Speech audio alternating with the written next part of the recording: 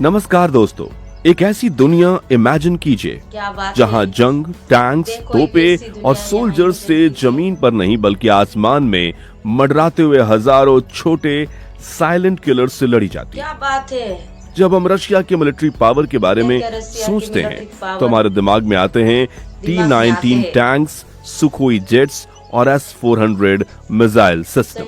लेकिन पिछले कुछ सालों में रशिया ने चुपचाप एक ऐसी टेक्नोलॉजी में महारत हासिल कर ली है जो बैटलफील्ड पर पूरा नक्शा बदल रही है। जी हम बात कर रहे हैं रशिया के हाईटेक मिलिट्री ड्रोन्स की। ये वो आईज इन द स्काई हैं जो दुश्मन को देखते ही और कमी केस बनकर उन पर टूटते हैं। आज हम बात करेंगे रशिया के इन सीक्रेट वेपन्स से कैसे रशिया ने इस रेस में अपनी जगह बनाई, कौन है इसके सबसे खतरनाक ड्रोन्स। चलिए शुरू करते हैं इस इंटरेस्टिंग वीडियो को, जिससे जानेंगे ड्रोन रूस को कितना ताकतवर बनाता है। Russia's drone evolution. आपको ये जानकर शायद हैरानी हो, लेकिन कुछ साल पहले तक मिलिट्री ड्रोन्स के मामले में रशिया दूसरे देशों से पीछे था। 2008 में जॉर्जिया के साथ हुए कॉन्फ्लिक्ट में उन्होंने इस कमी को महसूस किया। उनके पास रिकॉनेसेंस यानी जासूसी करने वाले मॉडर्न ड्रोन्स की बहुत कमी थी। यह उनके लिए वेकअप कॉल था। इसके बाद रशिया ने एक सॉलिड प्लान बनाया और इस टेक्नोलॉजी में हेवी इन्वेस्टमेंट करना शुरू किया। उन्होंने अपनी डोमेस्टिक कंपनीज को आगे बढ़ाया और रिसर्च एंड डेवलपमेंट पर पूरा जोर लगा दिया। नतीजा, आज रशिया के पास हर काम के लिए अलग अलग तरह के ड्रोन का एक पूरा जखीरा है। छोटे हाथ से लॉन्च किए जाने वाले सर्वेलांस ड्रोन से लेकर बड़े आर्म्ड हंटर किलर ड्रोन तक। ये उनकी जर्नी है शून्य से शिखर तक की, जो दिखाता है कि जब एक सुपर पावर कुछ करने की ठान ले तो वो क्या कुछ हासिल कर सकता है। लासेंट और ओरलान 10। अब बात करते हैं रशिया के आर्सेनाल के दो बड़े सितारों की, लासेंट और ओरलान 10। पहले बात करते हैं ओरलान 10 की। इस ड्रोन को आप रशियन आर्मी की आंख और कान कह सकते हैं। ये एक रिकॉनेसेंस ड्रोन है जिसका मुख्य काम है दुश्मन के इलाके में घुसकर उनकी पोजीशन, उनके हथियारों और उनके मूवमेंट्स पर नजर रखना। ये ड्रोन घंटों तक आसमान में रह सकता है और high resolution video live feed भेजता है। इस फीड के आधार पर रशियन आर्टिलरी यानी उनकी तोपें सटीक निशाना लगाती हैं। अब आते हैं गेम के असली खिलाड़ी लासेंट ड्रोन पर। इसे कामिकेज ड्रोन या लाइटरिंग म्यूनिशन भी कहा जाता है। इसका मिशन वन वे होता है। यह आसमान में टारगेट ढूंढते हुए मंडराता है और जैसे ही टारगेट लॉक होता है एक मिसाइल की तरह उस पर सीधे क्रैश हो जाता है। खुद को और टारगेट को दोनों को तबाह कर देता है। टैंक्स, आर्टिलरी गन्स और यहाँ तक कि कमांड पोस्ट को भी तबाह करने में लासेंट ने एक अहम भूमिका निभाई है। यह सस्ते, इफेक्टिव और दुश्मन के मन में खौफ पैदा करने वाले हथियार हैं। जेरैन 2 रशिया की ड्रोन स्ट्रैटेजी का एक और इम्पोर्टेंट पहलू है सस्ते और मास प्रोड्यूस्ड ड्रोन्स का इस्तेमाल। इसका सबसे बड़ा एग्जाम्पल है जेरैन 2, जिसे कई एक्सपर्ट्स ईरानियन शहीद 136 ड्रोन का रशियन वर्जन मानते हैं। ये ड्रोन हाईटेक नहीं है। इसकी आवाज एक स्कूटर या मोपेड जैसी होती है, इसलिए इन्हें मोपेड ड्रोन्स भी कहा जाता है। लेकिन इनकी असली ताकत इनकी संख्या में है। रशिया ड्रोन में झुंड में यानी स्वॉर्म्स लॉन्च करता है। एक साथ 10-20 ड्रोन्स एक ही टारगेट की तरफ बढ़ते हैं और इससे दुश्मन का एयर डिफेंस सिस्टम कंफ्यूज हो जाता है। वो कुछ ड्रोन्स को तो मार गिराते हैं, लेकिन कुछ ना कुछ आखिरकार अपने टारगेट तक पहुंच ही जाते हैं। इनका मुख्य काम दुश्मन के इंफ्रास्ट्रक्चर जैसे पावर प्लांट्स, मिलिट्री बेसेस और कम्युनिकेशन सेंटर्स को निशाना बनाना है। यह स्ट्रेटजी दिखाती है कि जंग सिर्फ महंगे और एडवांस्ड हथियारों से नहीं बल्कि simple, low cost technology, smart इस्तेमाल से भी जीती जा सकती है। अब आते हैं सबसे जरूरी सवाल पर, इस पूरी सिचुएशन का इंडिया के लिए क्या मतलब है। भारत और रशिया के बीच कई दशकों से मजबूत मिलिट्री संबंध और स्ट्रेटेजिक पार्टनरशिप रही है।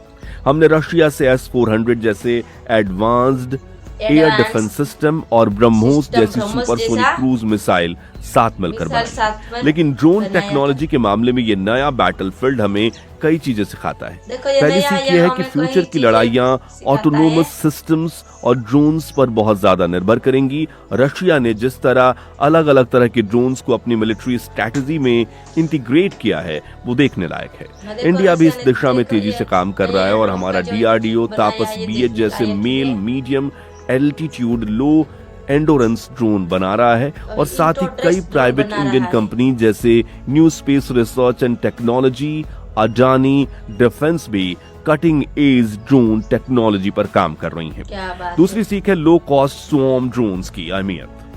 हमें भी ऐसे सस्ते और इफेक्टिव सॉल्यूशन डेवलप करने होंगे जो जरूरत पड़ने पर दुश्मन की एयर डिफेंस को भेज सकें। हो सकता है कि आने वाले समय में इंडिया और रशिया इस फील्ड में मिलकर भी काम करें, या फिर इंडिया आत्मनिर्भर भारत के तहत अपनी खुद की यूनिक ड्रोन कैपेबिलिटीज डेवलप करे। यह एक ऐसा एरिया है जो इंडिया को फोकस करना ही होगा।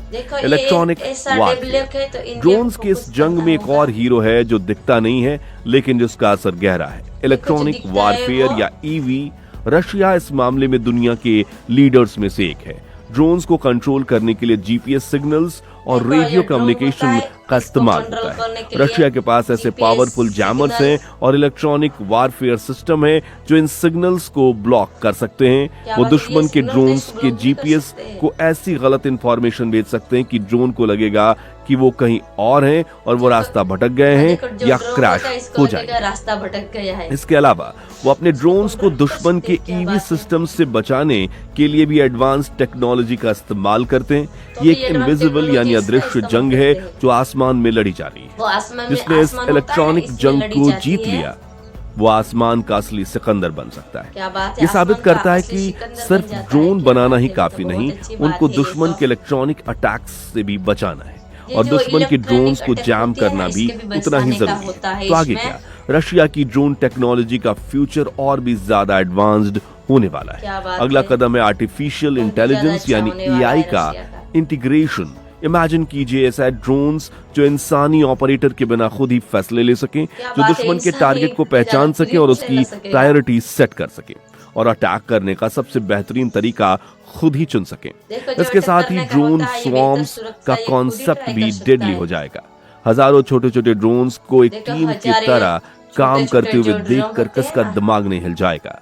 एक साथ मिलकर अटैक वो करेंगे, एक को मारो तो दूसरा आगे बढ़ेगा। इसे रोकना लगभग नामुमकिन होगा।